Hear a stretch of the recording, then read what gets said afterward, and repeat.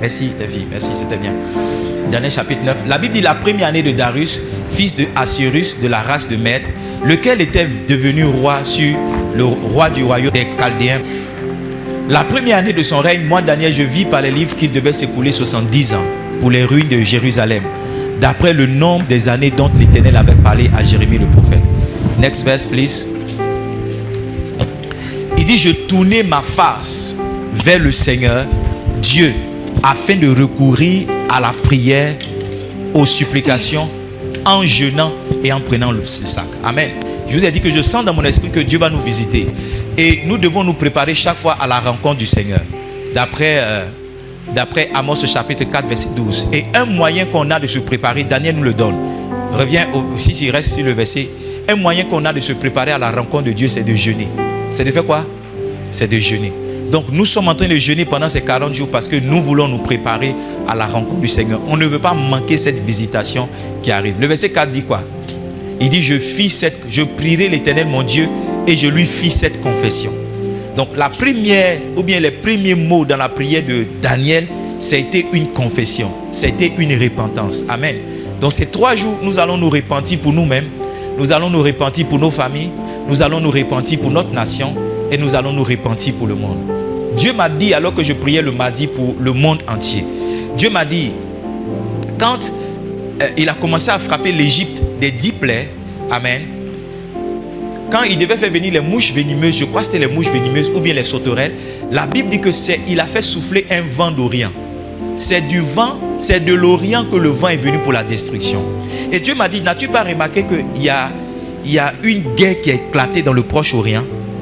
Vous n'avez pas remarqué que dans la partie orientale du monde, Israël, Iran, Irak, Yémen, Arabie Saoudite, vous n'avez pas remarqué que c'est un peu chaud là-bas avec le Liban, c'est un peu chaud. Et Dieu m'a dit, il faut que vous intercédiez en faveur de cette partie du monde. Parce que c'est un peu comme si cette guerre-là a pris une certaine ampleur, ça va affecter tout le monde entier. Parce qu'Israël est dans cette guerre-là avec ses alliés. Quand je parle des alliés, ce sont les Occidentaux, les Américains, l'Union Européenne et l'Angleterre. Est-ce que vous me suivez? Amen. Il y a même un haut responsable anglais qui a dit que Israël est en train de faire le sale boulot que nous tous on ne veut pas faire. Alors que l'Iran aussi est soutenu par certains pays comme la Russie, la Chine, qui forment aussi le bloc oriental. Pour ceux qui ont fait la classe de terminale avec la guerre froide, vous avez vu l'opposition des 2 blocs, le bloc soviétique et puis c'est peut-être quoi la bipolarisation, quand le monde a été divisé en 2. Ces choses-là, nous sommes encore en train de les vivre, mais sous une autre forme. Et nous devons prier. Amen. Nous devons prier. C'est pourquoi je vous exhorte à élever des prières de repentance en cette saison pour nous-mêmes, pour notre nation et pour le monde. On le fera aujourd'hui, on le fera demain, on le fera après-demain. Chaque soir, y compris ce soir à 18h, on va commencer à prier. Prier pour ces 40 jours de jeûne. Est-ce qu'on peut avoir le visuel des 40 jours de jeûne? Amen. Tu ne dois pas prendre crédit dans ça. Chaque soir, on va se retrouver ici pour prier. Je ne sais pas comment d'où la force va venir, comment ça va venir, mais il faut. Vous savez, j'aurais pu rester à Boaké, hein. J'avais les moyens quand même de rester. Mais j'ai dit à mes amis pasteurs, il faut que je sois là pour lancer ces 40 jours de jeûne. Parce que je sens que ce n'est pas juste un jeûne publié pour publier. Je sens que Dieu est profondément dans cette orientation. Et je sens que c'est poussé par l'esprit. Ce n'est pas un feeling pour dire non, on n'a rien à faire, il faut occuper le peuple de Dieu. Non, c'est quelque chose que Dieu m'a instruit de faire. Amen. Et je veux encourager le peuple de Dieu à rentrer dans ce jeûne. On va jeûner, la bonne nouvelle c'est qu'on va jeûner de 4h à 15h. Amen. J'aime les amen qui est venu de ce côté-là. Amen. Voilà.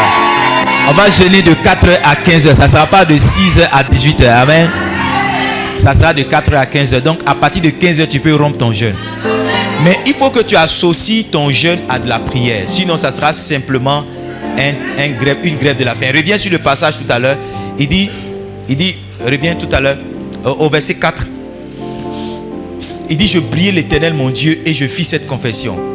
Viens au verset 3 s'il te plaît. Il dit, j'eus recours, je tournai ma face vers le Seigneur afin de recourir à la prière, aux supplications et en jeûnant.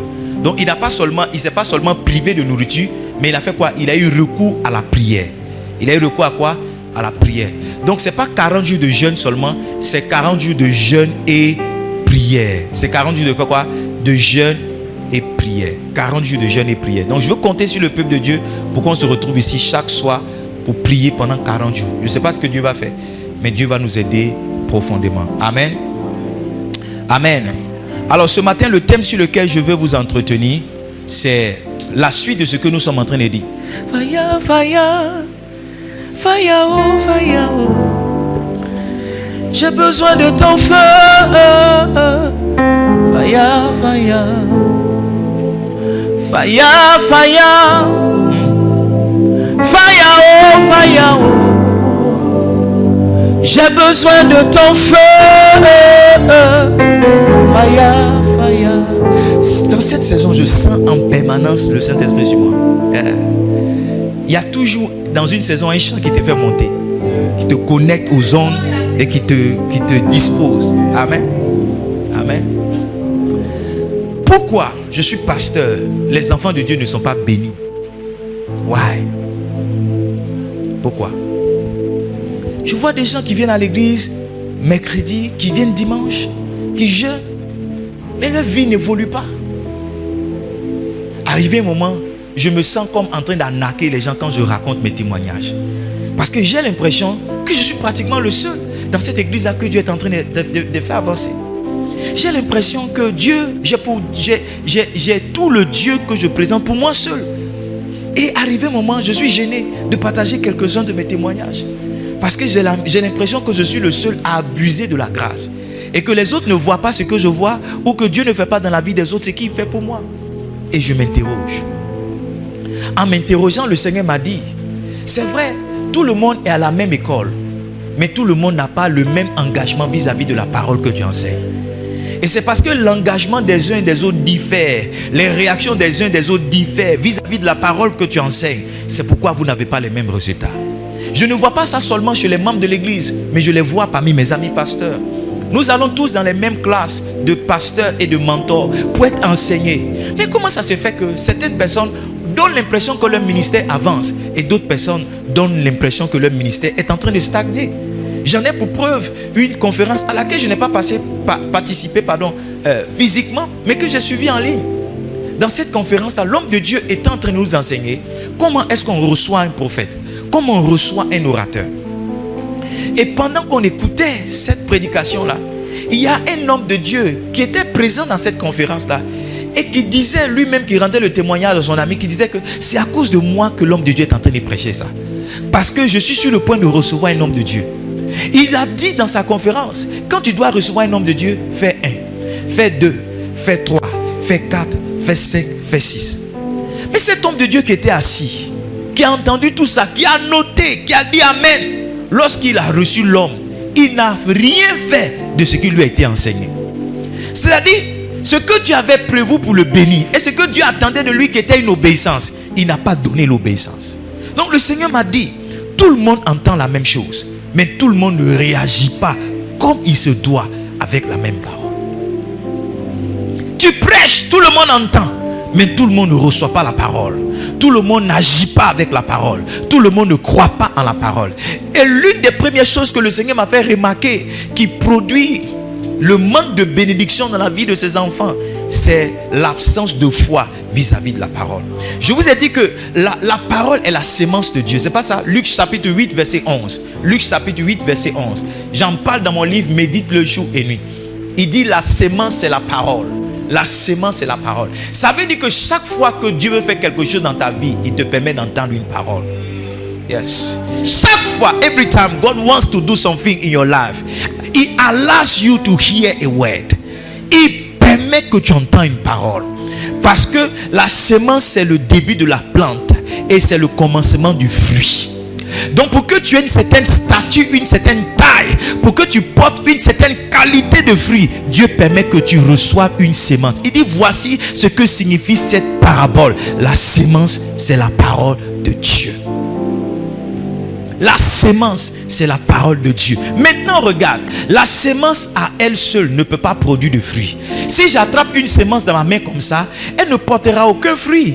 Elle ne deviendra rien. Elle restera une sémence. Pour que la sémence puisse porter du fruit, la Bible dit dans le livre de Jean, au chapitre 12, le verset 24, donne-moi ça à l'écran s'il te plaît. Il dit, Il dit, lorsque la sémence reste seule. Donne-moi s'il te plaît. Jean 12, verset 24. C'est bien ça. Jean 12, verset 24. En vérité, je vous le dis, si le grain de blé qui est tombé en terre ne meurt, il reste seul. Mais s'il meurt, il porte beaucoup de fruits. Ça veut dire que pour que le fruit, pour que la sémence, le grain puisse devenir des fruits, la Bible dit quoi? Elle doit tomber en terre.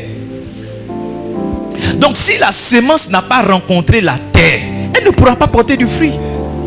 Maintenant, c'est quoi la terre? La terre, c'est ton cœur, c'est vrai. Mais qu'est-ce qu'il y a dans ton cœur qui produit la germination? Tu connais ça, non? La germination. Pour les femmes, on dira la fécondation. Mais pour les plantes, on dit la germination. Qu'est-ce qu'il y a dans ton cœur qui produit la germination? C'est la foi.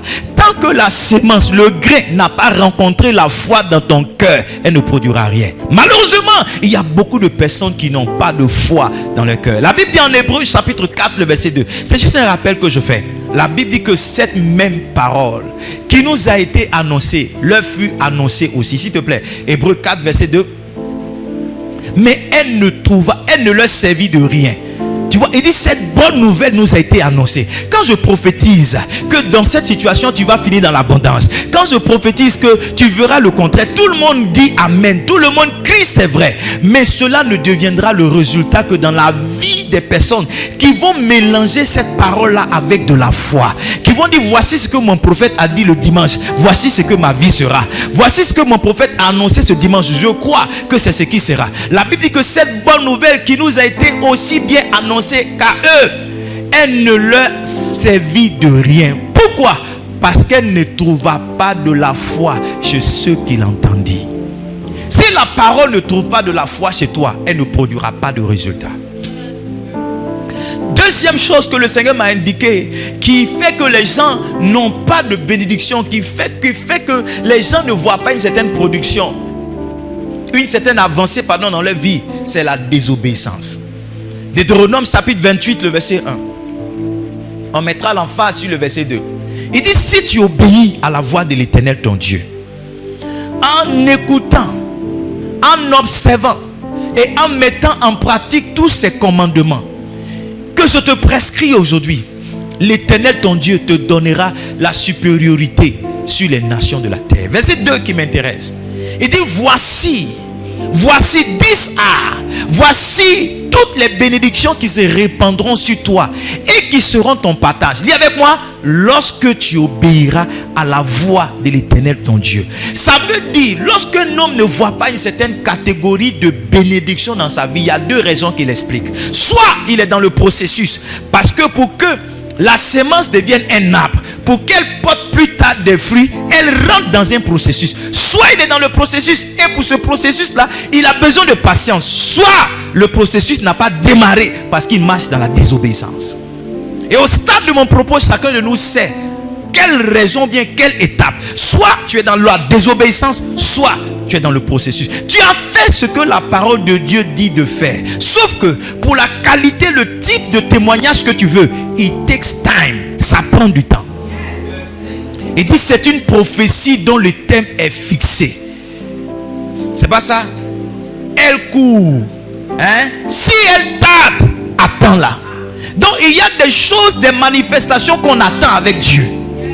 Donc quand un homme ne voit pas de bénédiction dans sa vie, il y a deux raisons qu'il explique. Soit il est dans le processus, il est en train d'attendre patiemment. Donne-moi s'il te plaît Jacques le chapitre 5 le verset 7. Comme le cultivateur qui a planté sa sémence, il attend la pluie de l'arrière-saison, il attend la croissance de la plante. Plus tard, il attend la manifestation du fruit. Jacques chapitre 5 verset 7. Soyons donc patients, frères, jusqu'à l'avènement du Seigneur. Voici le laboureur attend le précieux fruit de la terre, prenant patience à son égard. Donc soit tu es en train de patienter parce que tu as obéi, soit tu n'as pas obéi, la chose n'arrivera jamais. Et dis-moi l'Éternel ton Dieu, Ésaïe 48 verset 17, je t'instruis pour ton bien. Il dit je te conduis dans la voie que tu dois suivre. Le verset 18 il dit si tu étais attentif à mes commandements, ton bien-être serait comme un fleuve. Tu vois un chrétien qui n'a pas un bien-être, c'est quelqu'un qui n'est pas attentif aux commandements de Dieu. Écoutez-moi Livingstone, il n'y a pas une prière qui remplace l'obéissance. Écris ça petit. Il n'y a pas, there is no prayer There is no prayer. Il n'y a pas une prière qui remplace l'obéissance. Il n'y a pas. Il n'y a pas une délivrance qui remplace l'obéissance. It doesn't work like this. On ne peut pas faire une offrande en compensation de sa désobéissance. Oh! On ne peut pas faire une offrande en compensation de sa désobéissance. It doesn't work like this. Il n'y a pas une prière qui était substitut à une obéissance. Ça ne marche pas. Beaucoup de personnes viennent voir le pasteur pour que le pasteur prie pour elles là où elles doivent obéir à Dieu.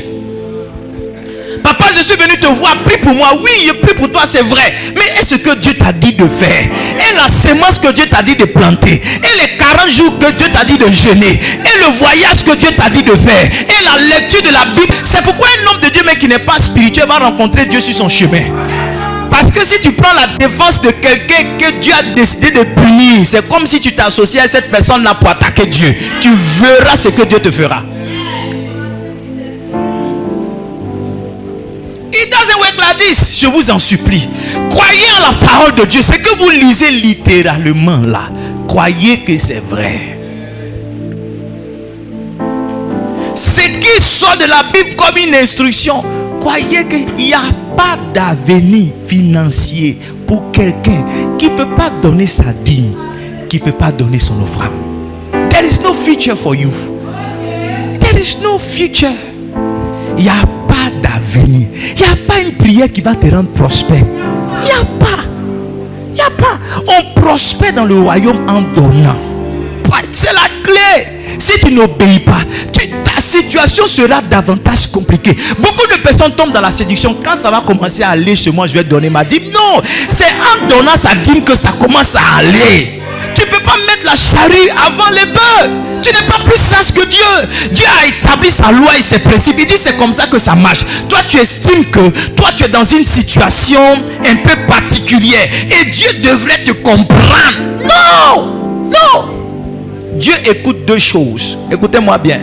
L'obéissance à ses principes et la prière qu'un homme de Dieu lui envoie, un enfant de Dieu lui envoie. Dieu ne bouge pas par notre situation difficile. J'ai lu le livre d'Exode et j'étais choqué. La Bible dit que Dieu voyait la souffrance des Israélites en Égypte. Mais Dieu n'a rien fait jusqu'à ce qu'ils crient. C'est-à-dire, Dieu ne va pas agir parce que tu souffres. Dieu agira parce que tu pries. Yeah.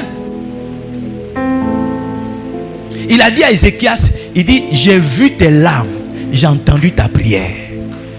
Ce qui a fait que Dieu est venu, ce n'est pas les larmes d'Ézéchias, c'est sa prière. N'est pas des larmes vides. Il faut que tes larmes soient accompagnées de prières. Ne pleure pas pour pleurer, pleure en priant. Parce que ce qui va faire que Dieu va venir, ce n'est pas tes pleurs. Tu n'as pas remarqué qu'il y a longtemps tu pleures? Tu n'as pas remarqué qu'il y a longtemps tu pleures? Tu pleures, ajoute maintenant la prière à tes pleurs. Anne pleurait. C'est le jour où elle a décidé de prier que Samuel est venu. Chaque fois qu'elle partait, elle ne mangeait pas. Elle pleurait, son Samuel lui donnait, pardon, son mari Elkanah lui donnait 2 portions. Elle ne mangeait pas, elle était toujours triste. Le jour où elle a décidé d'associer la prière à ses pleurs, c'était le jour de sa délivrance. Montre-moi un homme qui met en pratique la parole de Dieu. Je te montrerai quelqu'un pour qui Dieu montrera toujours sa fidélité. Troisième raison, et c'est l'objet de mon message ce matin. La troisième chose que Dieu m'a montré, c'est que les enfants de Dieu sont dans l'ignorance. Yeah.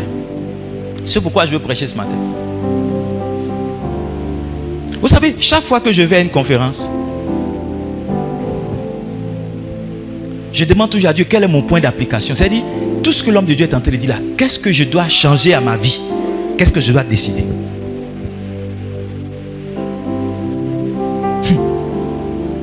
Quand j'ai fini la conférence Grand Réveil, j'ai compris que je dois faire 2 choses. Me consacrer davantage à ce que Dieu m'a appelé à faire. Deuxième chose, être de plus en plus sage. Et dans la consécration, l'homme de Dieu a rendu son témoignage. Vous savez qu'un homme de Dieu rend son témoignage quand il prêche. Quelquefois, ce que Dieu lui a demandé de faire, devient ton instruction. L'homme de Dieu a dit, quand il finissait de prêcher, il partait, il mettait la télé, Netflix, et il prenait du bon temps parce qu'il voulait. Et moi aussi j'ai remarqué que c'est un peu ça chez moi, quoi. Tu vois, quand il vit mercredi, je tombe sur Nat Geo ou bien Crime District. 2 jours là, ils ont levé Nat Geo dans le bouquet, donc j'ai plus Air Crash que je regardais les mercredis. Tu vois pas, non? Les dimanches aussi, soir, j'aime passer du temps. Et c'est comme si, quand je disais à Dieu, quel est mon point d'application, il disait, mon gars, il faut que tu diminues les films. Écoutez-moi, là vous sentez que Dieu vous a donné une instruction, c'est la tentation qui vient après la décision. Où j'ai dit, Pasteur Diane, que dans mon cœur, je n'ai pas dit ça, mais j'ai dit dans mon cœur que les films, je vais diminuer. Quand je suis arrivé de Boaké, mes enfants m'ont dit qu'ils sont parvenus à connecter la télé à Netflix. Ça dit c'est maintenant film. Et non. La chose que je dis, il y a diminué là. Mes enfants, ils étaient, j'ai fait semblant d'être heureux avec eux. Mais dans mon cœur, je disais, mais ceux-là, ils ne savent pas. Ils ne savent pas dans quelle lutte ils sont en train de mettre leur papa. Qui plus est leur pasteur. Tu dis, c'est une bonne nouvelle. Mais moi seul, je sais le combat dans lequel je suis. Et comme si cela ne suffisait pas, ils ont commencé à me rendre le témoignage des puissants films qu'ils ont regardés en si peu de temps. Est-ce que vous comprenez ce que ça veut dire? Il me parle et puis je suis calme. Je fais comme si je suis fatigué, mais en réalité, je sens de dire, Seigneur, est-ce la décision que j'ai prise là, c'est ce qu'elle a tenté d'appliquer tout ça. Maintenant, écoutez-moi, de moi-même, j'ai cherché le moyen de mettre Netflix tellement de fois que j'ai dit, bon, on dit tant qu'il n'y a pas fibre, ça ne marche pas. Ok. Tant qu'il n'y a pas fibre, ça marche pas. Donc j'étais en train de dire que quand vous écoutez une prédication, et la prédication que j'ai écoutée, j'ai compris que je dois me consacrer davantage. Je dois me consacrer. Dans chaque prédication que vous entendez, il y a un point d'application pour vous. Il y a quelque chose que Dieu veut exactement pour vous-même. Le Seigneur m'a dit ceci. La troisième raison qui fait que tu prêches, les gens ne voient pas. C'est l'ignorance qui est en eux. Est-ce que vous savez qu'on peut être un chrétien et continuer de vivre comme un païen? Éphésiens chapitre 4, le verset 17. Lisons le verset 17 au verset 19. C'est maintenant que je commence à prêcher. Tout ce que je dis là, c'était une introduction et un préambule. Amen. Mon message de ce matin, c'est maintenant ça commence. Il dit, voici donc ce que je dis et ce que je déclare dans le Seigneur. C'est que vous ne devez plus marcher comme les païens. Donc, quelqu'un peut être chrétien et continuer de marcher comme un païen. Maintenant, regarde la description qu'il fait des païens. Il dit qu'ils marchent selon la vanité de leurs pensées. Verset 18. Ils ont l'intelligence obscurcie. Est-ce que vous savez que quand on parle d'obscurcie, on parle d'obscurité. Et l'obscurité, c'est une image dans l'esprit qui parle des ténèbres. Est-ce que vous me comprenez? Il dit, ils sont étrangers à la vie de Dieu. Pourquoi? À cause de l'ignorance qui est en eux. Donc, ils sont étrangers à la vie de Dieu. Ils ont l'intelligence obscurcie. Reviens au verset 17. Reviens au verset 17. Ils ont de l'intelligence obscurcie. Reviens au verset 17. Et ils marchent selon la vanité de leurs pensées. Pourquoi? Parce que ils ont de l'ignorance en eux. Reviens au verset 18 maintenant. Donc si je peux dire, je peux vous montrer 3 raisons qui montrent l'ignorance de quelqu'un. La première, 3 choses qui justifient l'ignorance de quelqu'un. La première chose, c'est qu'il est étranger à la vie de Dieu. Amen. Il est comment? Il est comment? Parle bien avec moi. Il est comment? Étranger. Ça veut dire que ce qui est de Dieu, ce que Dieu est, on ne le retrouve pas chez lui. Est-ce que vous me suivez? Deuxième chose, il a l'intelligence obscurcie. Il y a des choses qu'il ne comprend pas. Il y a des choses qu'il ne perçoit pas. Reviens s'il te plaît au verset 17. La troisième chose, c'est qu'il marche selon la vanité de ses pensées. Il ne marche pas selon l'orientation de Dieu, selon l'orientation du Saint-Esprit, mais il marche selon ses propres pensées. Donc, comment savoir que quelqu'un dans l'ignorance, vous voyez ces 3 choses-là? Il est étranger à la vie de Dieu. Il n'y a rien de Dieu que vous allez trouver en lui. Il ne ressemble pas à quelqu'un qui marche avec Dieu. Deuxième chose, il a l'intelligence obscurcie. Il y a des choses qu'il ne comprend pas. Troisième chose, il marche selon la vanité de ses pensées. La Bible dit en Osée chapitre 4, le verset 6. Donnez-moi ça s'il vous plaît. Osée chapitre 4, verset 6. Il dit, mon peuple est détruit. Pourquoi? Parce qu'il lui manque la connaissance. Osée chapitre 4, verset 6. Il dit, mon peuple est détruit. Pourquoi? Parce qu'il lui manque quoi? Il lui manque la connaissance. Maintenant, regardez, lis avec moi la suite. Il dit quoi? Puisque tu as rejeté la connaissance, je te rejetterai. Donc, tous ceux qui rejettent la parole de Dieu sont rejetés par Dieu. Tu seras dépouillé de mon sacerdoce. Puisque tu as oublié la loi de ton Dieu, j'oublierai tes enfants. Tous ceux qui rejettent la connaissance, qui rejettent la parole de Dieu, Dieu les rejette aussi. Est-ce que vous me suivez? Est-ce que vous me suivez jusque-là? Est-ce que quelqu'un me suit jusque-là?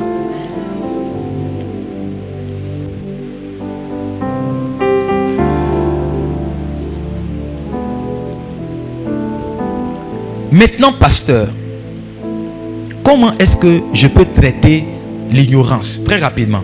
Puisque c'est l'ignorance qui fait que je suis étranger à la vie de Dieu. C'est pas ça? Puisque c'est l'ignorance qui fait que on ne voit pas certaines choses que la parole de Dieu dit dans ma propre vie.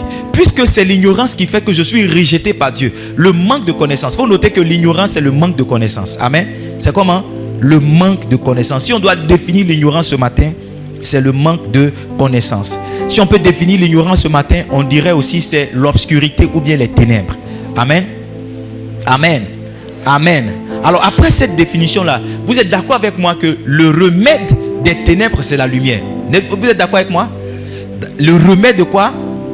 Des ténèbres, c'est comment? La lumière. Ça veut dire que si l'ignorance correspond aux ténèbres et que le remède des ténèbres, c'est la lumière, ça veut dire que la connaissance correspond à quoi? La connaissance, pardon, est le remède de l'ignorance. Vous êtes d'accord avec moi? Ça veut dire que quelqu'un qui ignore quelque chose, ce qu'il faut lui donner, c'est de la connaissance. Si c'est l'ignorance qui justifie l'état de non-bénédiction, de tâtonnement dans lequel tu es, ça veut dire que ce qu'il faut te donner pour que ton état change, c'est de la connaissance. Amen. Est-ce que je peux prêcher ce matin? Écoutez-moi, levez la tête, regardez-moi. Regardez-moi tous. Écrivez ce que je vais vous dire. Il y a des gens qui n'ont pas besoin de délivrance, mais qui ont besoin de connaissance.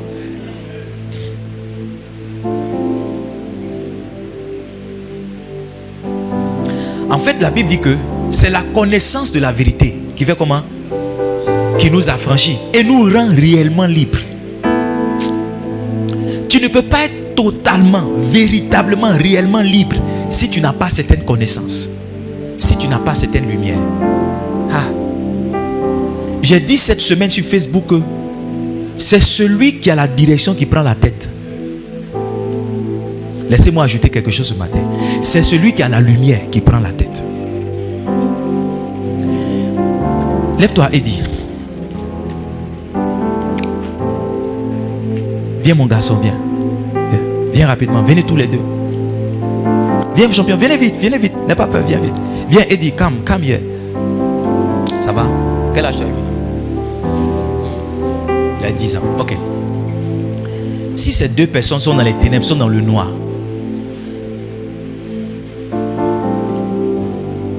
Eddie, ça va?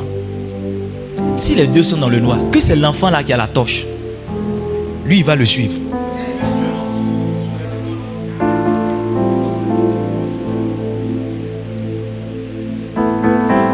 S'ils sont dans les ténèbres, que c'est lui là. Quand les Israélites et les Juifs avaient faim là, la Bible dit que c'est un enfant qui avait 5 pains et 2 poissons. Celui qui a la lumière, celui qui a la nourriture là, c'est celui qui a le droit d'aînesse. Hello. Bon, on va dire celui qui a la prééminence. Le droit d'aînesse, c'est celui qui est né premier. Mais celui qui a la prééminence, la prééminence, c'est sur le droit d'aînesse. Celui qui dirige, c'est celui qui a la lumière. Asseyez-vous. Donc, si vous n'avez pas la lumière, vous allez toujours dépendre de quelqu'un. Il y a des choses pour lesquelles vous n'avez pas besoin de venir voir votre pasteur, parce que vous êtes éclairé. Il y a des choses pour lesquelles vous n'irez pas voir un pasteur, parce que vous avez l'éclairage. Je disais au pasteur Sopi hier, quand nous étions à Boaké, je dis je ne vois pas le pasteur Charles plus de 2 fois dans ma vie. Quand je vois le pasteur Charles, c'est juste dit je salue maman, je salue papa. Parce que la question que je vais aller lui poser là, il a mis ça, il a mis les réponses dans ses livres. Ces réponses se trouvent dans ses prédications. Avant de monter à la chaise, je l'écoute. Je reçois la lumière qu'il donne. Donc ça fait qu'à partir de lui, ma vie est toujours éclairée. Il n'y a pas d'ignorance, il n'y a pas d'ombre. Parce que chaque fois je suis exposé à sa lumière. Il y a des choses, si vous étudiez, si vous avez la parole, si vous écoutez votre pasteur, vous n'irez pas venir le voir. Parce qu'il y en a même qui sont assis ici ce dimanche. La préoccupation avec laquelle tu es venu là, je suis en train d'aborder la réponse de mon message. Dieu sait que cette partie-là, ça représente des ténèbres pour toi. Il t'envoie à l'église pour que tu reçoives la lumière. Ah, je suis en train d'aller vite, plus vite que mon message. Alors, quelles sont les voies par lesquelles, pasteur, on peut recevoir la lumière? Quelles sont les voies par lesquelles je peux tuer l'ignorance?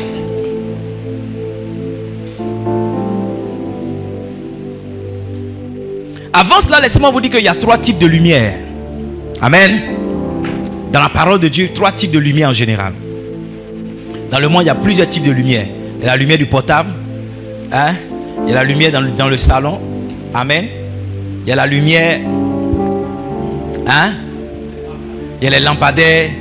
Il y a les projecteurs. Amen. Est-ce que tu sais que l'ampoule qui est dans ta chambre là, Pasteur Marcel, pas qu'il aille trop vite.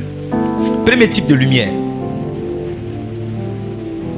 c'est ce que j'appelle, ce que je suis en train de vous dire, je l'ai appris de l'apôtre Yeshua Selman. Ce que je suis en train de vous dire, je l'ai appris de l'apôtre Yeshua Selman. Amen. Premier type de lumière, c'est quoi? C'est ce que j'appelle la connaissance. Bon, toutes les lumières sont des connaissances. Mais le premier type de lumière, c'est quoi?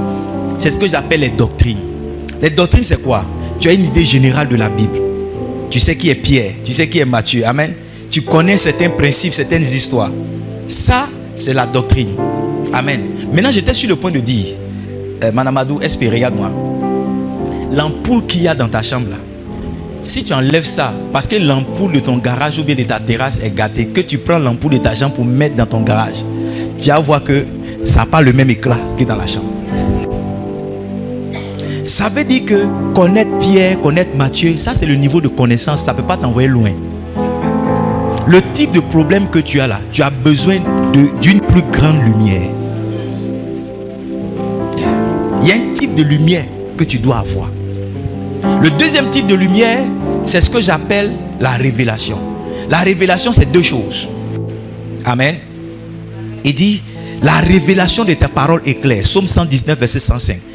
La révélation de tes paroles est claire. Et fait quoi? Et donne de l'intelligence aux saints. La révélation, c'est 2 choses. La première chose, c'est ce qui est secret.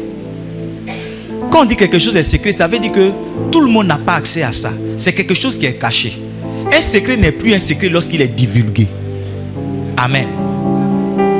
Est-ce que tu sais que la formule pour faire le Coca-Cola, c'est un secret jusqu'à présent? Est-ce que tu sais que la formule pour faire le KFC, c'est un secret jusqu'à présent? C'est un secret minutieusement gardé. Donc, quand tu rentres dans la dimension de la révélation, tu commences à avoir accès au secret de Dieu.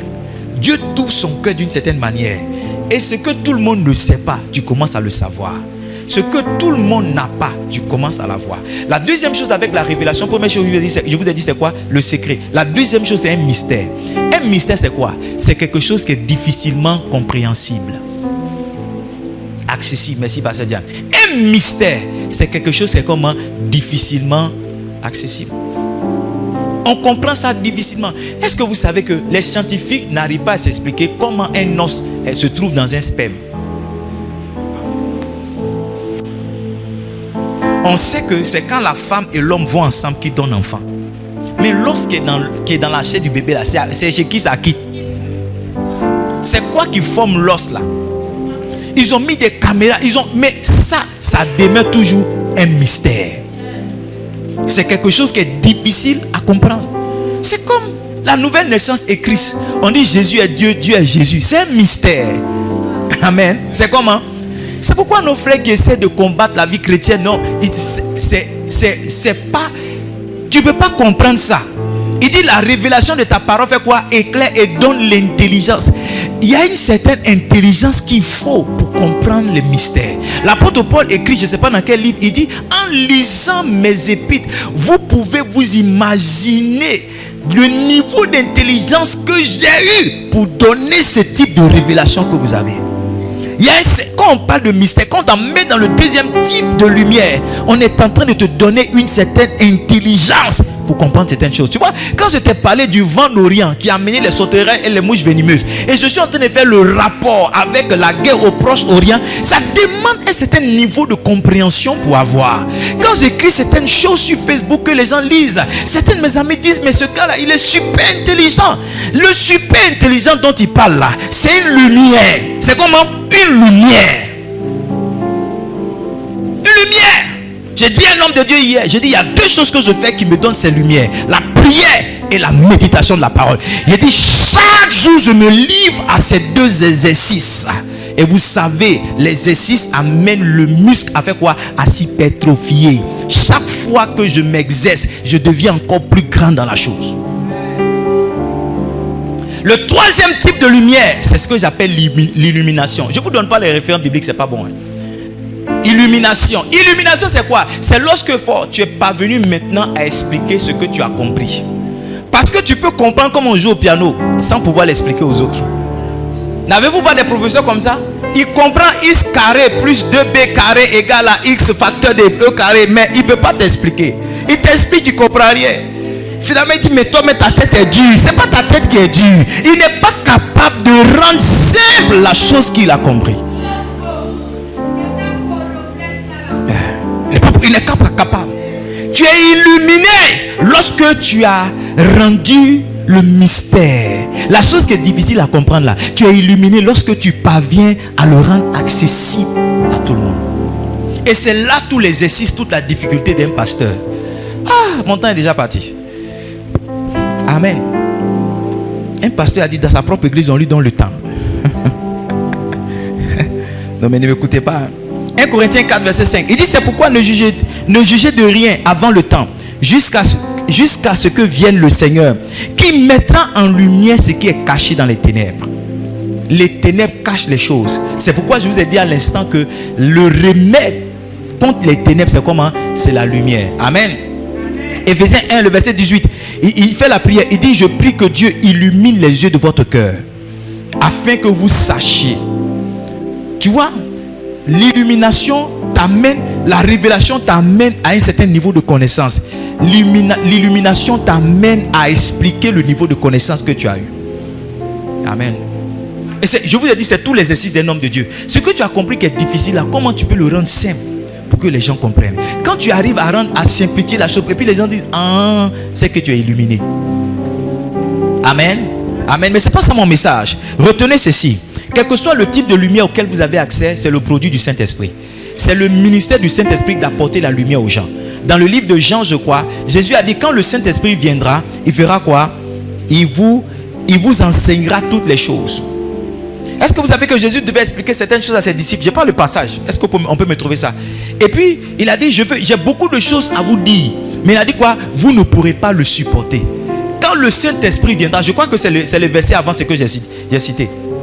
Donne-moi s'il te plaît, Jean 14, lisons à partir du verset 22 ou bien verset 23, on voit. Il dit, j'ai beaucoup de choses à vous dire. Ok, verset 23. Bon, on va trouver ça. Jean combien? Trouvez-moi la référence. Il dit, j'ai beaucoup de choses à vous dire, mais vous ne pourrez pas supporter. Quand le Saint-Esprit viendra, il vous enseignera ces choses. Donc, la lumière dont je suis en train de parler, c'est comment? Le ministère du quoi? Du Saint-Esprit. Plus tu t'exposes au Saint-Esprit, plus c'est possible pour toi de comprendre certaines choses. Jean 16 combien? Il dit, j'ai encore beaucoup de choses à vous dire, mais vous ne pouvez pas les supporter maintenant. Il y a certains mystères que je veux vous enseigner. Mais la question que je me pose, est-ce que vous pouvez le supporter maintenant? Il y a des choses que je peux vous enseigner, mais est-ce que vous pouvez le supporter? C'est pourquoi ne vous exposez pas n'importe comment à n'importe quel message. Il y a des messages qui ne sont pas de votre âge, qui ne sont pas de votre rang, qui au lieu vont vous faire du bien, vont vous détruire. Des messages sur le prophétique, les messages sur l'angéologie. Je ne suis pas en train de dire qu'on ne doit pas enseigner les anges. Mais voyez-vous, si vous n'avez pas une certaine base, ces messages vont venir vous détruire. Parce qu'il y a des choses qu'on fait. Tu vois, en classe de maternelle, on va t'apprendre à dessiner rond. Quand on t'apprend à dessiner rond, là, à faire des cercles, là, c'est pour plus tard t'apprendre à écrire A au CP1. Donc si tu n'as pas appris à faire rond, tu ne peux pas écrire A. On dit les droites obliques, il faut faire droite oblique, il faut faire droite. Tout ça, c'est pour t'apprendre à écrire T après, à faire P après. Donc si tu n'as pas cette base-là, c'est toujours difficile. C'est pourquoi les gens qu'on prend au village depuis on veut mettre au CP, en général, ils sont les derniers. Le Premier ministre a dit, il a fait CP1 3 fois. Il a expliqué, l'ancien Premier ministre. Il dit parce qu'ils l'ont pris du village, ils ne sont pas là pris pour l'envoyer au CP1. Il dit il parlait quartier à l'église, à l'école. Il ne parlait quartier. Alors que ses amis étaient en train d'apprendre à faire rond. Vous qui ne voulez pas envoyer vos enfants à la maternelle là, vous dites que c'est cher là. Aidez les enfants à faire rond, à faire les droites obliques, tout ça. C'est pour pouvoir écrire au CP1 plus rapidement. Un enfant qui a bien fait sa maternelle, ça va plus vite. Amen. Amen. Donc je suis en train de dire qu'il y a 3 types de lumière. Est-ce qu'on peut récapituler? Le premier type de lumière c'est quoi? C'est la doctrine. La lumière c'est la connaissance. Le premier type de connaissance c'est quoi? C'est l'ensemble des doctrines. La doctrine c'est quoi? C'est les lois, les principes, les histoires que vous connaissez. Amen. La deuxième chose, deuxième type de connaissance, c'est ce que j'appelais quoi? La révélation. Et je vous ai dit que la révélation c'est 2 choses. Ce qui est secret et ce qui est mystérieux. Secret ça veut dire que tout le monde n'a pas accès à ça. Mystérieux ça veut dire que tout le monde ne comprend pas. Amen. Le troisième type de connaissance, j'ai parlé de quoi? J'ai parlé d'illumination. C'est votre capacité à simplifier les choses difficiles que vous avez comprises. Et je vous ai dit à l'instant que la compréhension, que la connaissance, la lumière, c'est le ministère du Saint-Esprit. Amen. En dehors du Saint-Esprit, il ne peut pas avoir de lumière. Quelqu'un dit Amen. Maintenant, pasteur, c'est avec ça que je veux finir. Qu'est-ce que je dois faire? Quels sont les 5 moyens par lesquels je peux avoir accès à ces 3 types de lumière? Amen. 1 Corinthiens chapitre 8 verset 2. Le Saint-Esprit est en train de me rappeler ce verset là. 1 Corinthiens chapitre 8 verset 2. S'il te plaît, mets ça à l'écran. 1 Corinthiens chapitre 8 verset 2. Il dit si quelqu'un croit savoir. Voici où je vais aider les gens qui tombent. Parce que vous savez que la connaissance enfle. C'est pas ça? La connaissance fait quoi? Quand quelqu'un connaît un peu, il a l'impression qu'il connaît tout. Voici là où vient la séduction de la connaissance. Quand quelqu'un a lu 10 livres, il se dit non, il ne peut plus rien apprendre de quelqu'un. Yes. Il y a un pasteur qui m'a dit une fois, il dit il est difficilement impressionnable. Pourquoi il le dit? Parce que c'est un lecteur. Parce qu'il lit beaucoup, il sait beaucoup de choses. Parce qu'il sait beaucoup de choses, il pense qu'on ne peut plus rien lui apprendre. Voici la séduction. Pour certaines personnes qui viennent à l'église et qui se disent que ce pasteur il est trop jeune pour m'enseigner. Voici certaines personnes qui viennent à l'église qui se disent qu'au moment où le pasteur est en train de naître, sa maman est en train de pousser pour qu'il sorte. J'étais déjà converti et baptisé. Oui, tu peux l'avoir été, mais ce jeune homme-là peut continuer de t'enseigner des choses que tu ignorais jusqu'à maintenant. Il dit, si quelqu'un croit savoir quelque chose, il n'a pas encore connu comme il faut le connaître. Est-ce que je peux vous dire quelque chose? L'absence de certaines manifestations de bénédiction dans ta vie est la preuve qu'il y a des choses que tu ne sais pas.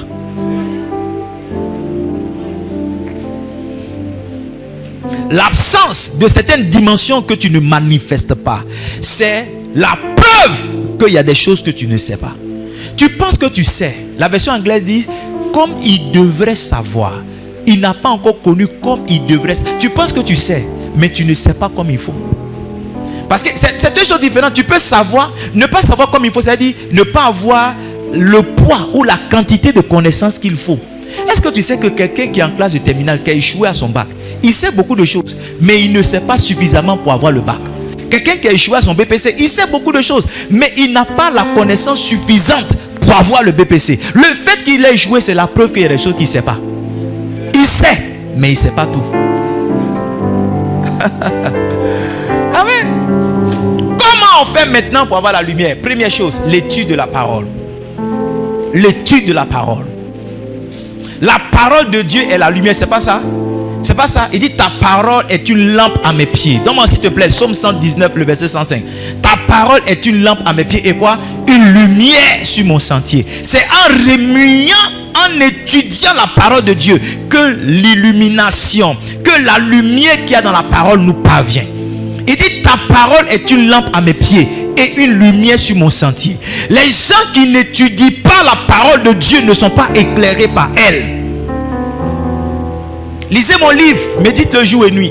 Les gens qui ne méditent pas la parole de Dieu ne sont pas éclairés par elle. L'éclairage, la lumière qu'apporte la parole vient exclusivement de l'étude de la parole. La Bible nous cite un type de chrétien. On en a parlé tout à l'heure au cours de discipulat. S'il te plaît, donne-moi Actes chapitre 17, le verset 11. Peut-être le verset 10, le verset 11 au verset 12. La Bible dit, mais il y avait des chrétiens, des juifs à Bérée. Et la Bible dit qu'ils avaient une meilleure disposition. Ils faisaient quoi? Ils reçurent la parole avec beaucoup d'empressement. Et la Bible dit, ils examinaient chaque jour les Écritures. L'examen quotidien des Écritures, c'est ce qu'on appelle l'étude biblique. Si tu n'as pas d'étude biblique, tu ne fais pas d'étude biblique, la lumière qu'il y a dans la parole ne sera pas ton partage. Étudier la parole, c'est comme si tu allumais un feu pour mettre sur ta bougie. Est-ce que tu comprends? Tu as la bougie à la maison, tu as la boîte d'allumettes à la maison, mais tu es toujours dans les ténèbres parce qu'ils ont coupé l'électricité. Qu'est-ce que tu dois faire pour avoir la lumière? C'est de prendre la bougie là, prendre une bûchette d'allumettes, allumer et mettre le feu sur la bougie pour qu'elle éclaire. Il y a beaucoup de personnes qui ont des Bibles à la maison. La Bible dit que si vous êtes un type de personne, vous serez emporté par tout vent de doctrine. Demain on dira on porte pas foulard, tu vas plus porter foulard. Demain on dira on porte pas chaussures, tu vas plus porter chaussures. Demain on dira on porte pas pantalon, tu vas plus porter pantalon. Aujourd'hui tu es là, demain tu es là. Pourquoi? Parce que tu ne prends pas le temps toi-même d'être éclairé par la parole. Quelqu'un s'élève, un imposteur s'élève, il dit on peut avoir autant de femmes qu'on veut. Parce qu'il cite le témoignage d'Abraham. Parce qu'il cite le témoignage de Salomon. Parce qu'il cite le témoignage de David. Toi aussi, comme tu ne lis pas la Bible, tu rentres dans ça. Tu te dis que la seule que tu as ne te convient pas. Maintenant tu as besoin de 2 ou 3.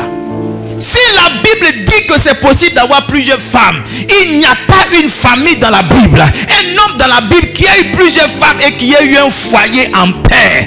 Le foyer d'Abraham a été troublé quand Agar a donné naissance à Ismaël. Le foyer de David a été troublé parce que le frère Amon a violé sa propre soeur Tamar et Absalom a tué son propre frère.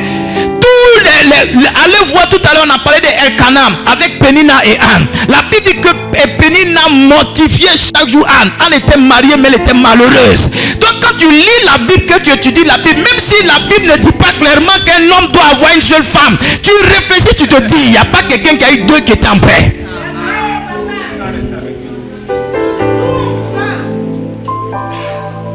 Il n'y a pas quelqu'un qui a eu 2 qui est en paix.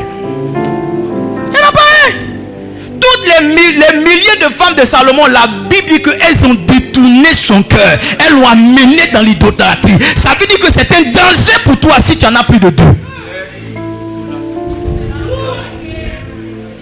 Samson, il a fini par épouser une prostituée. Son désir d'en avoir plusieurs l'a amené chez Delilah, qui l'a vendu son secret qui est mort. Donc quand tu étudies la Bible là, même si tu n'as pas vu noir sur blanc qu'un homme doit avoir sa femme, quoi que ça existe, tu dois réfléchir pour dire hey, avec de 2 femmes là, il n'y a pas à venir dedans. À venir. Celui qui avait droit de rachat pour prendre Ruth comme femme, qu'est-ce qu'il a dit à Boaz? Il a dit, je ne veux pas détruire mon héritage. Boaz lui a dit, si tu prends le terrain là, tu vas aussi prendre Ruth comme ta femme. Il dit non, arrivé à ce niveau là, je refuse. Pourquoi? Parce que je suis déjà marié avec une femme et j'ai des enfants. Si j'en prends une autre encore, je vais faire des enfants avec elle. Ce que j'ai déjà gardé pour mes enfants va se mélanger. Et je risque d'avoir à ma mort des conflits entre mes enfants. Garde Ruth pour toi. Donc si tu étudies la parole de Dieu là, tu vas pas laisser quelqu'un sortir de nulle part pour dire non, parce que c'est un homme qui aime le sexe, un pervers et un perdu. Il va prendre certains passages de la Bible pour défendre sa position et tu vas rentrer dedans. Tu vas rentrer dedans. On dit non, la Bible n'a pas dit de ne pas boire. Ok, dis-moi quelqu'un qui buvait dans la Bible qui n'a pas eu de problème. La malédiction est rentrée dans la famille de Noé. Pourquoi? Parce que Noé s'est saoulé.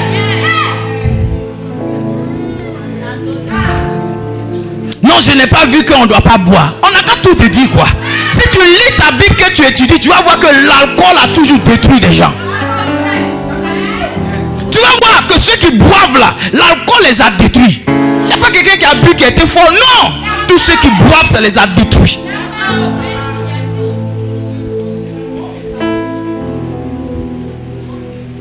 Tous ceux qui boivent. C'est parce que le roi Assuérus était saoulé qu'il a dit à Vati de venir. Et c'est parce que Vati a su qu'il était saoulé. Parce qu'un homme qui est saoulé là, il importune sa femme.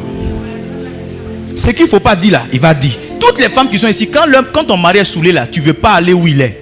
Parce qu'il va dire des conneries là-bas. Ou bien il va peut-être taper tes fesses devant les gens, ou bien soulever ta robe, ou bien dire des conneries. Ce qu'il dit c'est vrai mais c'est faux. Donc quand tu lis la Bible, quand tu étudies là, on n'a pas besoin de te dire non, il ne faut pas boire. Toi-même quand tu étudies, tu dis hein, ah lui il a bu, hein. Ah lui il a bu, ça fait 2. Lui il a bu, ça fait 3. Lui il a bu. Hein. Eux tous les buveurs là, ils ont eu des problèmes.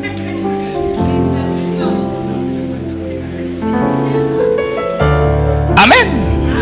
Revenons dans le message.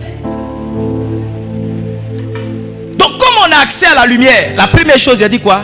C'est l'étude de la parole.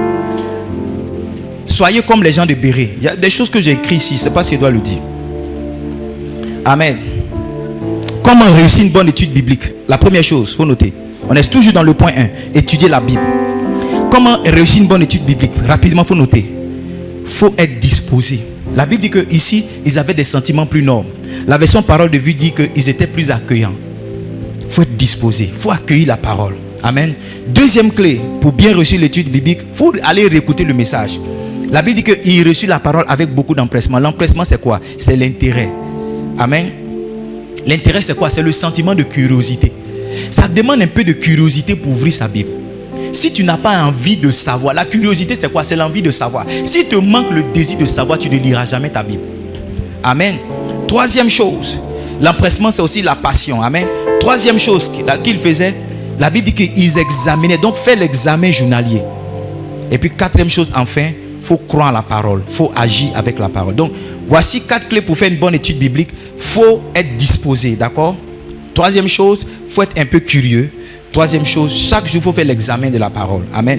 Examen de la parole. Il faut avoir plusieurs versions de Bible. Il y a des gens qui ont Bible 1500 qu'on leur a donné dans cette église. Après ça, ils n'ont rien eu. Arrêtez ça. Amen. Amen. À payer Bible de 10 000, 15 000, ça c'est 25 000. Payez pour 25 000. Amen. Ça va vous aider. Grand caractère. Il y a d'autres choses encore qu'on met dans la Bible. Amen. Amen. Touche ton voisin. Dis-lui, change ta Bible. Touche-le.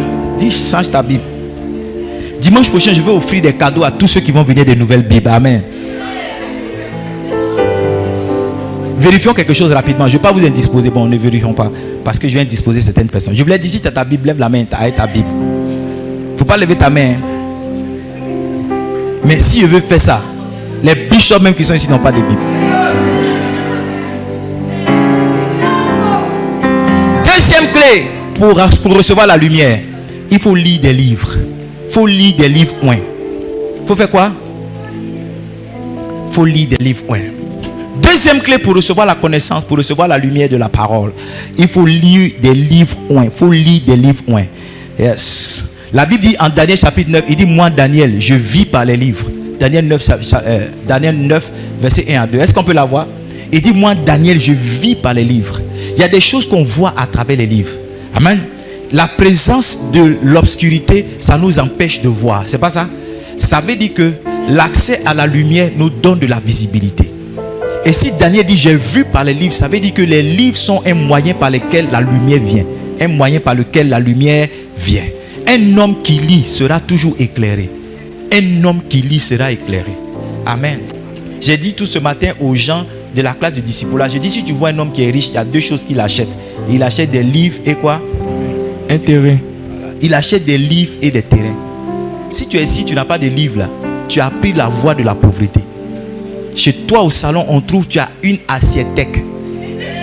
Tu as lié les assiettes et les verres dans ton salon. Ça montre que dans votre maison, il y a 2 choses que vous aimez faire. Manger et boire.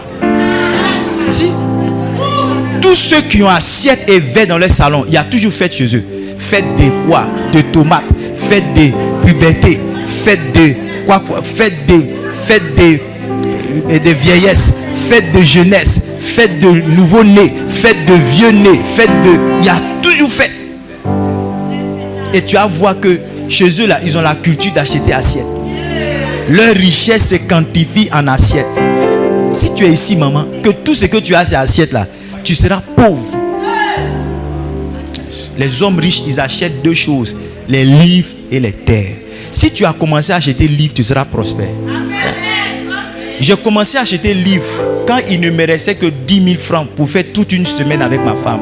J'achète livre 9 000, je gratte le prix là pour enlever. Parce que si ma femme voit le prix, elle va me manger. Je dis, j'ai acheté un livre. Je ne peux pas dire le prix, parce que si elle dit le prix là, elle va dire tu es malade.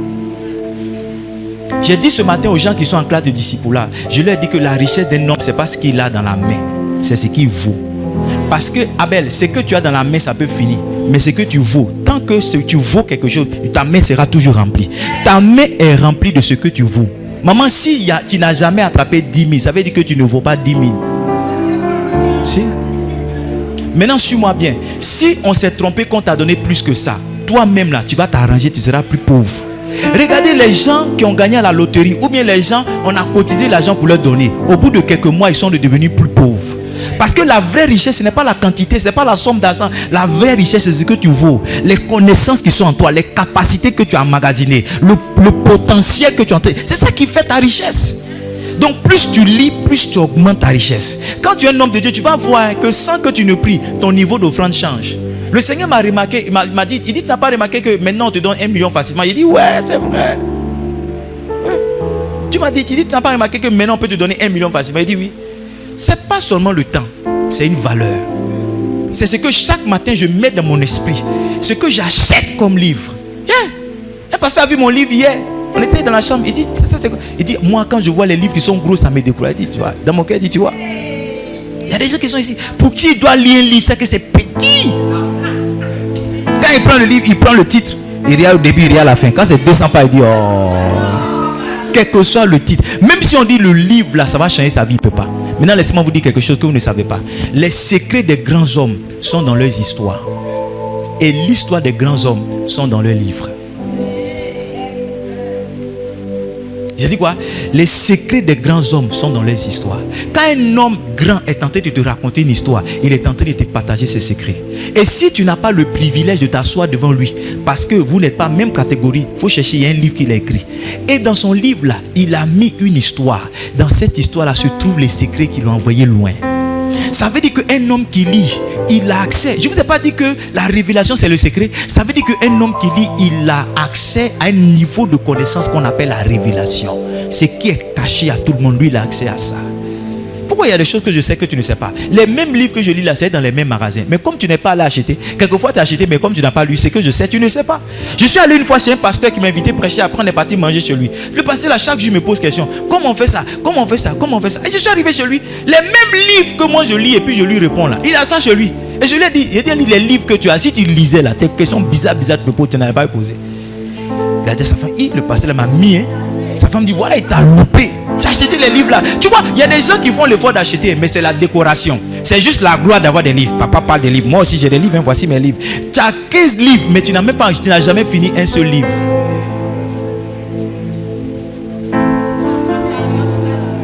Tu as 15 livres. Tu prends ça là, tu lis, oui, Macarios. Toi, ton papa m'a dit qu'on t'a offert Macarios à l'église. L'église t'a offert Macarios. Je suis allé chez ton papa à la clinique pour qu'il me fasse injection. J'ai vu Macarios chez lui là-bas. Il dit, princesse a envoyé les livres là, mais elle lit pas. Donc moi, il prend ça pour venir. Si, il m'a dit ça. J'ai vu, c'était sur son bureau. Il dit, princesse, elle a envoyé beaucoup de livres. Mais, et puis il me dit, les livres là sont bons, hein. Lui me dit, les livres là sont bons, hein. Et puis j'ai dit, regarde, quelqu'un d'autre est en train de prendre, il est en train de prendre un trésor. Et le propriétaire même l'entrée. Si. Le meilleur cadeau qu'on puisse vous faire, c'est de vous donner un livre. Je suis parti à Accra, j'ai donné un livre à une soeur 2 années successives. Elle dit, si tu t'en vas, il ne faut pas m'envoyer un livre. Hein. Les jolis pages, on voit au gars là. Tu as fait des livres là. Elle dit, ton affaire des livres là, c'est bon. Hey! Vous ne savez pas ce qu'il y a dans les livres. Un blanc est venu dans mon bureau, un français. Il dit, je veux à Paris là. Qu'est-ce que je dois vous rapporter? J'ai dit, moi j'aime les livres. Hein. Envoyez-moi autant de livres que vous pouvez. Il dit, c'est la première fois qu'il voit un pasteur africain à qui il pose cette question-là. Il lui répond autre chose que costume, que l'argent, que téléphone, que parfum, que tout ça. J'ai dit, moi j'aime les livres. faut aussi avoir de l'intelligence. Hein. Quelqu'un qui te demande ce que tu veux là, faut pas dire tout ce que tu veux bêtement. Amen. On dit qu'est-ce qu'on doit t'offrir, tu commences à citer non, je n'ai pas de chaussures, je n'ai pas de caleçons, je n'ai pas de serviettes. Vraiment. Amen. Amen. Répondez avec intelligence. Mais si tu fais ça là, il va dire ok. Il ne va plus jamais te poser une question stupide comme ça. Amen. On dit qu'est-ce que tu veux? Tu veux manger quoi? Mais quelqu'un, par exemple, hier j'étais dans le cas de la servante de Dieu. Quand je dis je vais acheter quelque chose, qu'est-ce que je vous apporte? Tu vois? Si c'était quelqu'un, il a dit non, pain condiment avec bissap et nyamakou. Avec œuf. Elle dit de l'eau, mais j'ai de l'eau, ça va. Si on te posait une telle question, ma fille, qu'est-ce que tu aurais dit? Qu'est-ce que je t'apporte? J'ai vu une vidéo sur Facebook, un homme a donné sa carte à sa femme parce qu'il a envoyé payer. Et c'était dans une station, il a envoyé payer quelque chose au supermarché. Donc il a dit, bon, tu peux prendre ce que tu veux. Elle a pris 2 iPhones.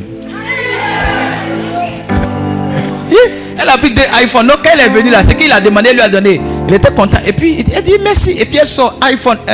Bon, puis je dis le premier iPhone, le deuxième. Et puis il dit, mais c'est quoi ça? Qu'est-ce que tu as pris? Elle dit, mais tu m'as dit de prendre ce que je veux, non? Il dit, donc parce qu'il t'a dit de prendre ce que tu veux, tu as pris 2 iPhones. Écoutez-moi, le point le suivant, je ne veux pas qu'on perde de vue le point. La connaissance vient de la lecture. Vous devez lire des livres. Voici votre pasteur, il a écrit 12 livres. On ne doit pas vous poursuivre pour acheter. Amen. On ne doit pas vous poursuivre pour acheter. Les secrets sont dans ces livres-là. Moi-même, je lis chaque jour. Voici mes enfants qui sont là.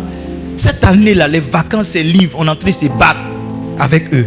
Je leur dis, vous devez lire. Vous avez votre papa, au moins, il a une bibliothèque chez lui. Lisez des livres. Ils prennent un peu, ils tournent. Après, ils disent non, ça là, j'ai déjà lu, j'ai déjà fait ça. Ils ont toujours des excuses. Il y a des gens ici, tu vois, c'est plus facile pour toi de rester 1 heure sur un téléphone, à faire TikTok, à faire Facebook 2 heures, que de t'asseoir, prendre un livre pour lire. Un livre comme ça là, en 3 heures de temps, tu as fini de le lire. Je te dis la vérité. Mais 3 heures là, tu vas dire non, je n'ai pas le temps, mais tu as le temps sur Facebook. À 1 heure, je fais statut, tu es en train de liker. Ah, tu ne dois pas. À 2 heures, je prends un message sur Facebook, tu es en train de mettre yes papa, yes, c'est fort. C'est fort. Il dit, mais tu ne dois pas. Le temps que tu es en train de prendre pour dire c'est fort, yes là, prends ça pour lire un livre. Tu veux te marier, il y a des livres sur le mariage. Tu veux sortir de la galère, il y a des livres sur la prospérité. Tu veux faire quoi encore? Tu veux voyager, il y a des livres sur le voyage. Lis les livres pour avoir la connaissance. Écoutez-moi, un moyen par lequel Dieu m'a donné le raccourci dans le ministère, c'est les livres qu'il m'a donné de lire. Et je disais ça à des hommes de Dieu compatents. Je lui ai dit, moi, le moyen, le raccourci que Dieu m'a donné, il m'a fait lire des livres.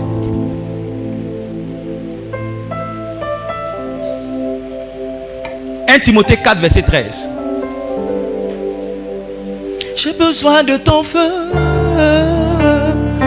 Faya, faya. Il dit jusqu'à ce que je vienne. Lis avec moi s'il te plaît. 1, 2, 3, go.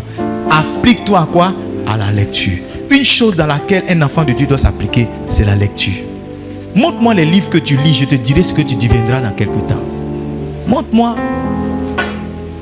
Montre-moi les livres que tu lis. Je te dirai que bientôt. Est-ce que vous savez que le niveau dans lequel le monde est maintenant, c'est la connaissance qu'on achète? Discipline financière, je vous ai dit donnez-moi 15 000, 30 000. Vous me donnez, je prends votre argent. C'est parce que j'essaie des choses que vous ne savez pas. Vous pensez, ce que j'essaie, c'est où? C'est des livres qu'il a lus. Moi, ma petite expérience, c'est ça qui fait que je fais discipline financière. Je suis conférencier. Conférencier là, c'est quoi? C'est de dire ce que tu sais. Tu appelles les gens, tu dis je sais ça peut changer ta vie. Viens payer 10 000, 10 000. Ils payent, ils s'asseyent.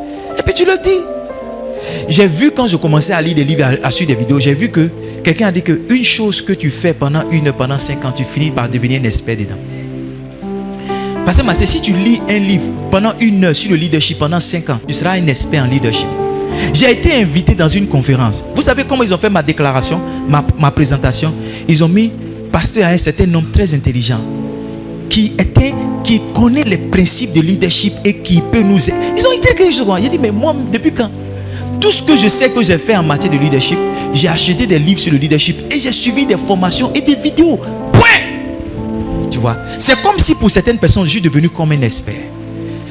Un expert, c'est quoi? C'est quelqu'un qui a une illumination. C'est pas ça? Illumination. Ça veut dire qu'il a un niveau de connaissance, de révélation qu'il a maintenant qui peut rendre accessible à tout le monde.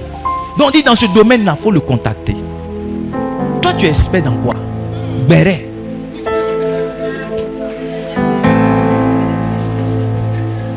je prêche ici?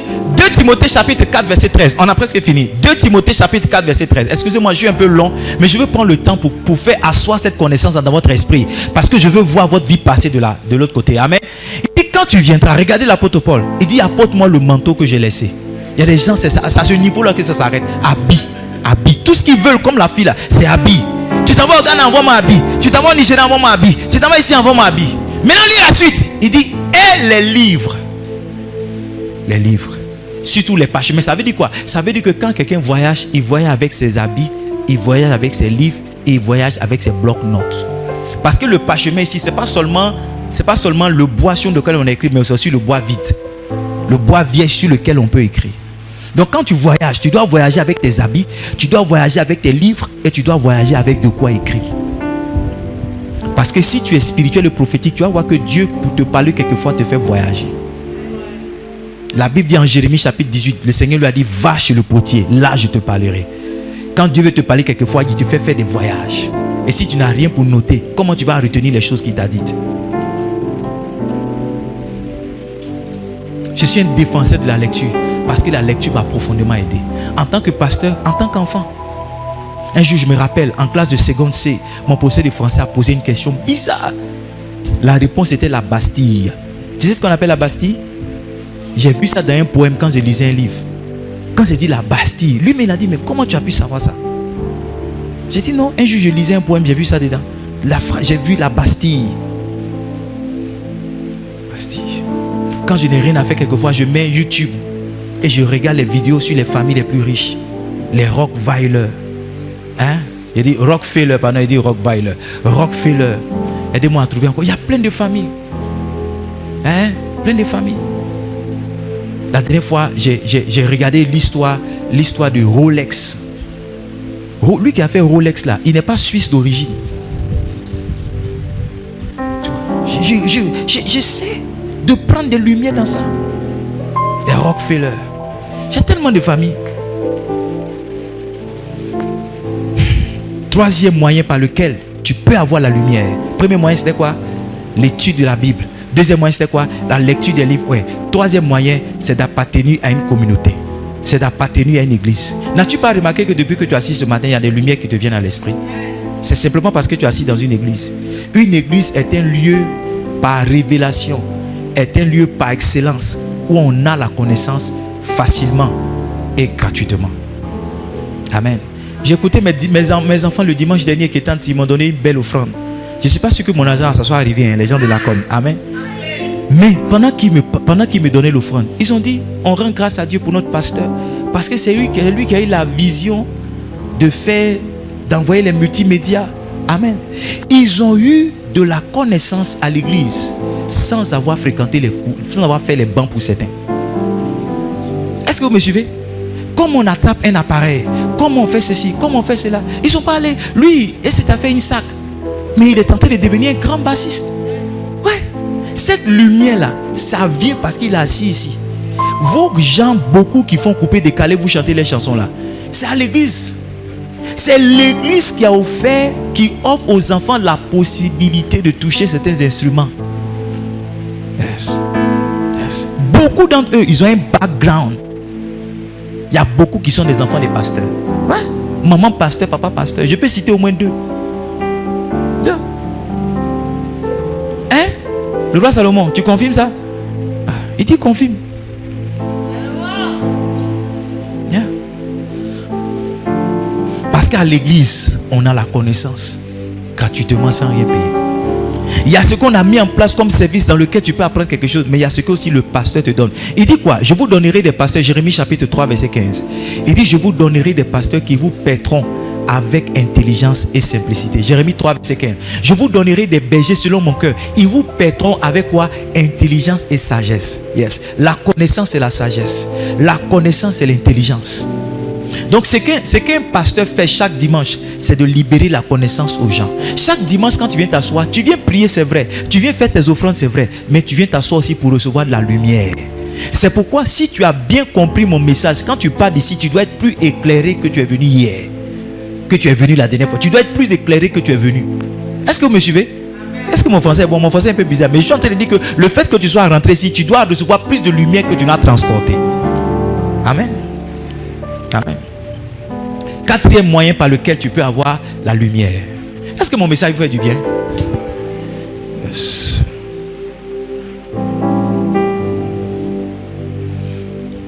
Quatrième moyen par lequel tu peux être éclairé. Tu peux t'inscrire dans une école. Amen. Ici on a l'école de Pierre. Come and have a seat. On a l'école de Pierre. Yes. On a l'école de Pierre. École de quoi? Acte 19, verset 9. Il dit, mais comme quelques-uns restaient endurcis et incrédules, décriant devant la multitude la voix du Seigneur, il se retira d'eux, séparant les disciples et les enseigna chaque jour dans l'école d'un nommé Tyrannus. Dans l'école de quoi? D'un nommé Tyrannus. Moi, je vous encourage à aller à l'école. Amen. J'ai dit à un pasteur, il a dit à la chaire, il dit, moi, je ne sais pas lire, j'ai un niveau CE2. Je dis, il faut retourner à l'école, mon frère. Il s'est fâché. Il dit, moi je me prends pour qui? J'ai dit, regarde, moi-même je suis inscrit, je suis encore dans une école. Je pense que je suis super intelligent, mais je ne pense pas que je sais comme je dois savoir. Je suis encore à l'école. Vous qui êtes là, dites pas non, ma tête, je suis retourné à l'école. L'école va vous donner un peu de lumière. Asseyez-vous, une école de 6 mois, une école de 3. Allez vous inscrire. École de couture, école de maquillage, école de quoi? Parler. Prendre la parole en public. La dernière fois, j'étais aux obsèques du papa d'une de mes amies. Elle dit, elle a du mal. C'est pas ça, du papa d'une de mes amies. Elle dit, elle a du mal à parler en public. Et je l'ai vu aux obsèques de son papa. C'est elle qui a pris la parole dans la grande salle d'Ivosem. J'ai dit, voilà, ce que tu dis. J'étais passé, je lui ai dit, parler en public, il y a école de ça. Il y a les livres. Je lui ai même recommandé des amis qui font. Maintenant, voilà. Voilà, tu dois parler maintenant. Ton papa est décédé. C'est toi l'aîné, tu dois parler. Tu fais comment? Ne vous dites pas, maintenant il y a école de mariage, il y a école de finances. Ça ne va pas dans ton couple, prends ta femme, allez vous asseoir dans l'école de mariage. Le mois de juillet qui vient, on va faire école de mariage. Les gens qui ont des difficultés dans le mariage ne vont pas s'asseoir, ils vont estimer qu'ils savent. Si tu savais, tu n'allais pas avoir des problèmes dans ton foyer. Oui. Si tu savais, tu n'aurais pas de problème dans ton foyer. S'il y a des problèmes, ça veut dire qu'il y a des choses que tu ne sais pas. Donc, si quelqu'un dit faire quoi de mariage, assieds-toi et écoute. Maintenant, ne te dis pas que comme tu es célibataire, ça ne t'intéresse pas. Parce que quand tu seras marié, est-ce que tu auras le temps de venir t'asseoir? Apprends les choses en avance. On fait école de finances. Comment gérer son argent? 10 000, tu ne viens pas parce que tu estimes que toi tu es vieux, tu sais gérer l'argent. Si tu savais gérer l'argent, chaque jour tu allais avoir un peu d'argent. S'il arrive une période dans le mois où il te manque d'argent, ça veut dire que tu as un problème de gestion. Tu dois t'asseoir pour qu'un enfant comme moi t'explique comment on fait, parce que lui il n'a pas ce problème. Vous êtes calme. Vous êtes calme, vous ne criez plus. On dit est-ce que non, ils vont te prendre l'argent. Il n'y a rien que tu n'as pas payé qui sera une bénédiction pour toi en termes de connaissances. Un livre que tu donnes gratuitement, c'est plus difficile pour toi de lire. Mais un livre que tes poils ont acheté, on ne te prie pas pour lire. Oh. Ceux qui veulent, non, je vais partir cadeau. Si on dit conférence, tu ne veux pas payer, quand tu vas aller là, le Seigneur va te donner sommeil. Tu vas rien comprendre. C'est-à-dire, on a fait confiance, mais tu n'as rien retenu. Parce que tu vois, le fait que tu n'aies pas payé là, it is unfair. C'est pas juste que tu sois assis là. Ta place. On a rencontré le pasteur Charles là-dessus. C'était une conférence où on a payé 15 000 à crédit. Parfois, on a payé à crédit. On nous a donné les tickets. On est parti samedi, c'est lundi, on a donné l'argent. Mais on a entendu des belles choses, mais on a vu l'homme de Dieu là-bas. Il était une bénédiction pour nous. Aujourd'hui, c'est un père pour nous. Il y a des gens qui veulent, tout doit être cadeau pour eux. On dit, venez, il y a tout doit être cadeau. Cadeau, école de mariage. On dit, non, on fait sortir ici, on fait quand? Tout n'a qu'à être cadeau. Ou bien si ils ont fait un effort, ils vont payer la moitié. Si c'est 5 000, ils vont donner 2 500 et après ils vont disparaître. C'est 10 000, ils vont donner 5 000. Après ils vont... Parce qu'eux, ils ne supportent pas qu'ils vont payer quelque chose. Écoute-moi, une chose dans laquelle tu n'investis pas ton argent, ça ne peut pas être une bénédiction pour toi. Et je vous ai partagé 5 choses dans lesquelles vous devez investir. Quand je parle d'investissement, ce n'est pas seulement la terre. L'une des premières choses dans lesquelles vous devez investir, c'est en vous-même. Et qu'est-ce que vous apportez en vous comme investissement? C'est la connaissance. C'est-à-dire là où on doit payer pour apprendre quelque chose, n'hésitez pas à payer. N'hésitez pas. Mon livre le plus cher, ça m'a coûté 35 000. 35 000 là. C'est le prix d'une chaussure. Oui. Je portais les mêmes costumes pendant combien d'années? Beaucoup pensaient que je manquais de style. Mais pendant que je portais les mêmes costumes, je prenais mon argent pour acheter des livres. C'est pourquoi aujourd'hui, pratiquement dans toutes les nations du monde, il y a quelqu'un qui a mon numéro de téléphone. Il y a quelqu'un que je connais. Parce qu'en matière de ministère, les gens ne viennent pas vers toi parce que tu fais pitié. Les gens viennent vers toi parce qu'il y a une lumière. Tu as une lumière que tu peux leur donner. Oui! Quelqu'un vient vers toi, c'est pas parce que tu te coiffes comme Douk Saga ou bien tu te coiffes comme le pasteur Wafo. Non! Les gens viennent vers toi parce qu'ils estiment qu'il y a une lumière qui peut faire disparaître les ténèbres. Donc si toi tu ne vas pas chercher les lumières qu'il faut pour que tu éclaires suffisamment pour attirer le maximum de personnes, tu seras un homme de Dieu que Dieu a appelé, qui est saint, qui se prive de beaucoup de choses, mais qui est pauvre et qui est malheureux. Parce que beaucoup pensent qu'il suffit d'être pasteur puis les gens courent après toi te donnent l'argent. C'est faux, hein? L'argent qu'on te donne en mendicité, il n'y a jamais un billet dedans. Il n'y a jamais billet, c'est toujours monnaie. Pire encore, c'est dans ta calebasse que les gens font monnaie. Mais celui à qui on donne les billets, c'est celui qui a présenté une facture. Parce qu'il y a un service qu'il a rendu. Il y a un travail qu'il a fait. Venez à l'église chaque dimanche pour avoir un peu de lumière. Ce qui est bien dans cette église-là, on parle de tous les sujets. Il n'y a pas un sujet dans lequel je ne me suis pas encore hasardé. Par la grâce de Dieu, Dieu m'a équilibré. Je peux parler d'argent comme si je ne savais rien de la spiritualité. Je peux parler de mariage comme si mon travail c'était un sexologue. Yes. Je peux parler aussi de leadership comme si je peux parler de beaucoup de choses. Parce que dans chacun de ces domaines-là, je suis allé chercher la lumière. J'ai compris qu'en tant que leader, si je dois aider mes enfants pasteurs à monter, il faut que je sois équilibré dans beaucoup de choses. Donc je ne suis pas seulement un pasteur qui parle bien, je suis un pasteur qui démontre la puissance. C'est pourquoi quand on me voit, on ne sait pas si je suis évangéliste, si je suis pasteur, si je suis prophète, si je suis apôtre, si je suis docteur. Parce que j'ai décidé de ne pas me limiter par un titre, mais de m'étendre dans tous les domaines pour apprendre le maximum et irradier du maximum que je peux. Car j'ai fini. Quatrième domaine dans lequel tu peux avoir la lumière, c'est de trouver un mentor. C'est de trouver comment? Cinquième ou quatrième? Cinquième. Premier c'était quoi? Étudier la Bible. Deuxième c'était quoi? Lire des livres. Troisième c'était quoi? Appartenir à l'assemblée. Quatrième c'était quoi? S'inscrire dans une école. Cinquième c'est d'avoir un maître, un mentor. Levez la tête, regardez-moi. Si Dieu vous aime, que vous êtes un peu spirituel, il va vous montrer un homme que vous devez suivre. Vous allez faire un songe dans lequel un homme de Dieu va apparaître. C'est vrai, tu reçois quelque chose, mais va dire, lui là, il faut écouter. Vous êtes ici, bien vous êtes parti. Si vous êtes spirituel, Dieu va vous montrer quelqu'un. La personne que Dieu va vous montrer là, c'est pour suivre. Il y a beaucoup de choses qu'on peut suivre, mais principalement vous allez suivre sa doctrine. Vous allez suivre ses messages. Et quelquefois, vous allez suivre aussi les pas que la personne a posés. Est-ce que vous me suivez?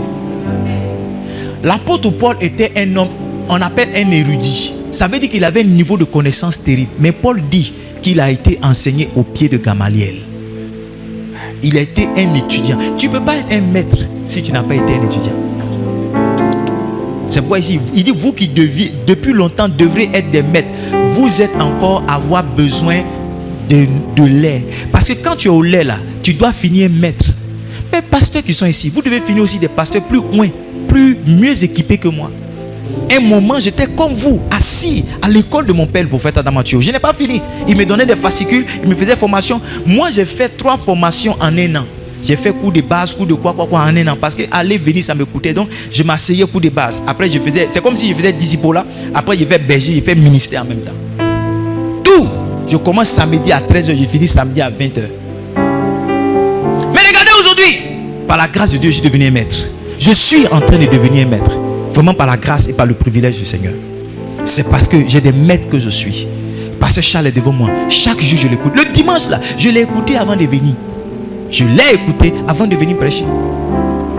Quels sont les maîtres que Dieu t'a donnés? Quels sont les maîtres? Qui est-ce que tu écoutes? Dis-moi qui est-ce que tu écoutes. Je vais voir à peu près ce à quoi ta vie va ressembler un moment. J'ai dit à un pasteur, j'ai dit, moi je suis plus fils spirituel de ton papa que toi-même. Si? Parce que là, je vous ai dit que c'est la ressemblance qui établit la filiation. Quand un enfant ne te ressemble pas, Fabio, tu as le droit de douter. Hein? La Bible dit quoi? Le Seigneur nous a fait quoi? Il nous a créé à quoi? À son image et à quoi? À sa ressemblance. Quand tu es le fils de quelqu'un là, qui ne te ressemble, quand tu es quelqu'un, ton fils qui ne te ressemble pas, tu dois douter. Si lui là, c'est pas mon enfant. Ce que j'ai dit, c'est vrai ou c'est faux? Donc c'est par la ressemblance qu'on établit la filiation. Donc si tu dis quelqu'un ton père spirituel, tu dois lui ressembler. Au moins dans la manière de s'habiller, dans la manière de parler, dans la manière de faire le ministère. Mais plus encore, tu dois lui ressembler dans le même type de fruit. Parce qu'on ne se reproduit que selon son espèce. Donc j'ai dit, quand je vois moi il ressemble plus à ton père spirituel que toi. Toi tu es un enfant adopté. Tu te forces pour être son fils. C'est pas, il lui a dit, c'est parce qu'il n'a pas envie de discuter avec toi. Sinon moi je suis plus. C'est-à-dire si toi et moi on rentre dans le bureau de ton père, il va me dire lui là, c'est lui là qui me ressemble toi. Tu es là en attendant. Faut pas prendre le père spirituel parce que vous êtes des mêmes villages. Et parce que vous êtes des Bézés, vous êtes nés à Bézés, vous êtes tous des brillés. Donc non, c'est pas ça. C'est plus profond que ça. Alors, c'est plus profond. C'est plus profond. Un enfant, un véritable enfant, suivez-moi bien, intentionnellement il cherche à ressembler à son papa. Même si son papa n'a plus de cheveux, vous allez voir que si lui a beaucoup de cheveux, il va commencer à diminuer ses cheveux. Si un enfant là, il est fier de le meilleur compliment que tu peux faire à un enfant, c'est de dire tu ressembles à ta maman ou bien tu ressembles à ton papa. Si tu dis ça à un enfant, tu l'as béni de toutes sortes de bénédictions. C'est-à-dire la pire injure que tu peux donner à un enfant, c'est de lui dire que toi mais tu ressembles à qui dans la maison même. Tu ne ressembles pas à ton papa, tu es quitté où même? Qui t'a accouché même? Ça c'est la pire chose que tu peux dire à un enfant. Parce qu'un enfant là, il ressemble soit à son papa ou bien il ressemble à sa maman. Un enfant qui ne ressemble pas à quelqu'un là, on a le droit, hein? Allô? Hein? Quand un enfant naît là, quand on prend un bébé là, on cherche à faire quoi? Il ressemble à qui? C'est pas ça? Il a le nez de son papa, il a les yeux de sa... C'est pas comme ça on fait. Maintenant toi tu es dans l'église, tu ressembles à qui? Parce que ta manière de faire là, moi je ne fais pas comme ça, hein? Amen? Oui, ta manière d'être là, moi je ne suis pas comme ça, hein? Non. Il y a une de mes filles qui m'a dit une fois, elle dit papa j'aime les bonnes choses comme toi. J'ai dit attends, tu es ma fille. Si tu es mon enfant, tu dois aimer les bonnes choses. Les mauvaises odeurs, les mauvais... Non, tout ça, ça c'est quoi? Elle vient de prêcher, amen. Est-ce que je prêche ici? Si tu es mon enfant là, il y a quelque chose qu'on doit voir. Quand mon père spirituel s'assoit que certains de mes fils montent à la chaise, il marche mon pied, il dit lui là, ça là te ressemble. Lui là, il parle comme toi. Qu'est-ce que tu as fait même? Tout le monde est fier quand on dit que ton enfant te ressemble. C'est que tu as bien travaillé. C'est pas ça. On dit ton sein est fort. Ton sein comment? Ton sein est fort. C'est fort. Mais toi, tu ressembles à qui? Toi, tu ressembles un peu, tu ressembles un peu le marabout du quartier. Il y a un peu le pasteur dedans, il y a un peu le marabout, il y a un peu ta maman, il y a un peu ton papa. Tu es mille. C'est quand on te regarde là.